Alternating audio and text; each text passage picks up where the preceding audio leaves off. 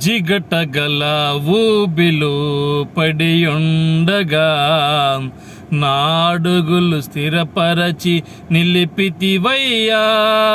జిగటగల ఊబిలో పడియుండగా నాడుగులు స్థిరపరచి నిలిపితివయ్యా.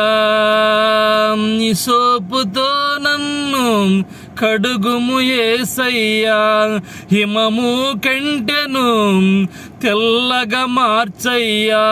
నీకేమి చెల్లింతు నా మంచి మెస్సయ్యా, నీ సాక్షిగా నేను ఇలా జీవింతునయ్యా. ప్రేమ కరుణ నీ కృప చాలు, ప్రేమ కరుణ నీ కృప చాలు.